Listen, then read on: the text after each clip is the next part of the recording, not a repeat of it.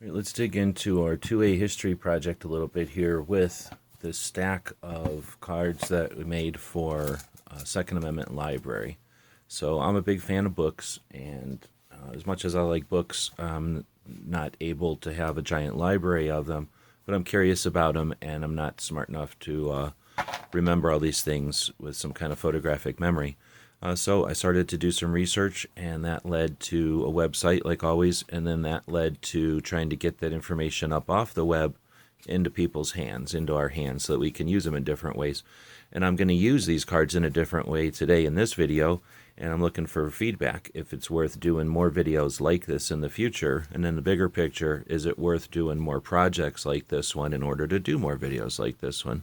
So let's dig in. We've looked at this deck before when I first had it made, which I guess was back in 2019. So now you get the two merit badges, rifle shooting and shotgun shooting, starting in 1990. And you can see that in the overall scheme of things, the merit badge books have been a part of this whole thing. And I'm a scout, so I'm missing maybe 4-H. I might be missing Girl Scouts, although I'm not, because I don't think Girl Scouts had any guns in them. But if I'm missing stuff here, again, please let me know what I'm completely oblivious to. We got Point Blank by Gary Kleck, another one in 1991, bringing focus, shift from awareness of firearms as a piece of property or a way to defend the country, as to additionally a way to defend yourself. You got America's First Freedom, another magazine from NRA, starting in 1993. Was this started as a reaction? Was this started to initiate, or was this started to address what the members of the NRA were interested in? I'd really like more insight on that one. I don't know. I'm asking those questions. We got Sniper, the Ultimate Sniper, written in 93 by Plasterer. Got the Farnham Method by John Farnham, his defensive use of firearm book.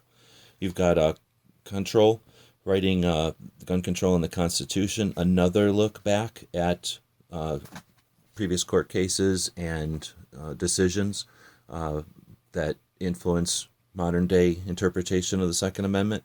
So Law and History, two books like that, 86 and now again in 94. You got The Keep and Bear Arms by Malcolm. She wrote this one, and again, I'm listening to articles and people talk about the whole thing and their evolution of Second Amendment advocacy. This is one of those pivotal books. Not a gun person, it's just a person, so what do you call a scholar, I guess, a person who's just writing research papers and things. She wrote this book about the gun laws in England and how they applied here, again in 1994, so pre-internet, and at the time when states are in mass flipping over to constitutional carry from nothing to constitutional carry. And these are the books that are feeding the awareness and feeding the becoming resource, especially these books that talk about previous cases and stuff. These books are becoming resource, from what I understand, of the people that got us constitutional carry. They're not online, so we've forgotten about those people, but these are the books that I think inspired those people and gave them the resources, the ammunition, pun intended, to get that stuff happening. We got the Masada files, due to his training and being aware as one of the instructors, who's one of the major instructors out there, was a writer, started to accumulate that and create books. One of the reasons Masada is so well respected is because he's so articulate and able to get his messages across in an effective way. And that's so useful for people in a life and death situation. You go to court, that's your future, that's your money, that's your family's future on the line. Masada Ayub, if you haven't experienced his what he's got to offer, gives you real life awareness and capability, competence to get through that. And when you can get through what some people don't even pay attention to, that level of confidence and awareness is you can't thank him enough for that. These books are how you get that information out to people that can't afford or don't know about or aren't able to attend a class or a seminar or something. Gun laws in America, you start to see Alan Corwin hit the scene. Every federal gun law in plain English and in real text. Interesting book, good, useful resource. I don't agree with Alan on everything, but he certainly makes excellent resources. On killing, you got Dave Grossman bringing his perspective on killing and training for firearms, training with firearms for war, and how that applies to all different kinds of things from PTSD to society. Obviously, he's got some interesting, controversial opinions on things, and not everybody can deal with Dave Grossman's. But 95. So again, we're talking pre-internet here. We're talking the states are still. Well, we have the 1994 assault weapons ban. How is that affecting publishing? Larry Pratt, his first only book, Safeguarding Liberty. You'll see some of the founders of some of the Second Amendment organizations writing books, and I haven't read all those books, so I don't know if they're obligatory. I got to write a book since I founded an organization, or if they have so much to talk about that it's a necessary book. Again, give me some information, those of you who have read that, assuming you're 20 minutes into this video. Origin of the Second Amendment by Dave Young. Reprints all the original sources without editorial, I believe. It's just a reprinting of a lot of resource. Even with internet, that kind of stuff is handy, but this was, again, pre-internet. So having that information available all in one spot was, how do you acknowledge, that we can now, ever since 95, we've had that information in one book. Even if it's hard to get a hold of the book, it's possible for the right people to get a hold of that book and have those resources. That saves so much time and gives people going forward. Ever since 1995, it's been possible for you to know this book and to understand those resources without having to dig into who knows how many channels to find it all. Next, you got some of the stuff from Zellman and the JPFO, Jews for Prevention of Firearms Jews for the Preservation of Firearms Ownership. I got to say that right. And in 1996, again, books, not really written for kids, but something that kids can digest, something that you can pick up at a gun show. It's going to catch your eye. They are definitely the no-hold-bar gun lobby. Like, they are all pro-gun. They've been there and done that. JPFO was not farting around. Some of their periodicals don't even get attention. They're so controversial.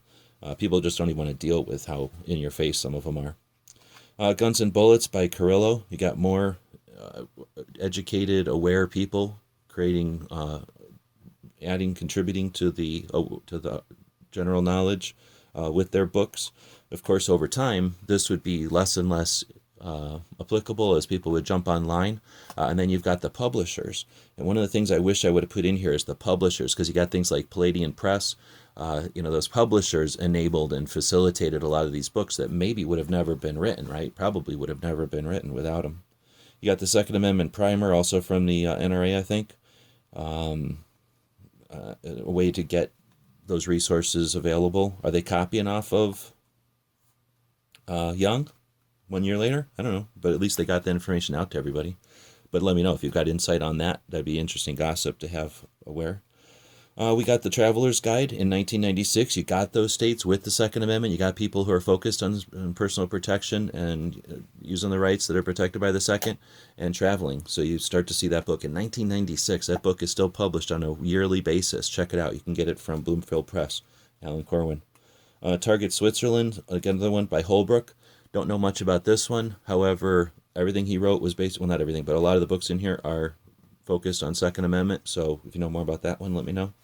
Kleck, again, targeting guns, gun control, and their firearms and their control, which examines the gun control lobbies and lots of analysis and insight from what I'm told. I haven't read that one yet, from 97. So you can see that in the 90s, we start to see books that are addressing the infringements, the laws that are being created, the social engineering that's being successfully waged. And you see books that offer resources and insight on how to defend against that. Those people create organizations and work, I suspect, after reading some of these books. Next, you get 1998, you get Applegate, another, I think this is a reprint of the other books, but in a modern 1998. You get Lott in his first book, More Guns, Less Crime, cited quite often. He's a researcher who wasn't necessarily pro-gun. Once he did the research, he realized that gun laws are killing people. You got Applegate again, another look at that, basically a reprint, if I understand correctly. The guys and gals at gun websites encourage you to take a CCW course every year, practice at least once a month, and carry every day. Thanks for watching GunWebsites.com.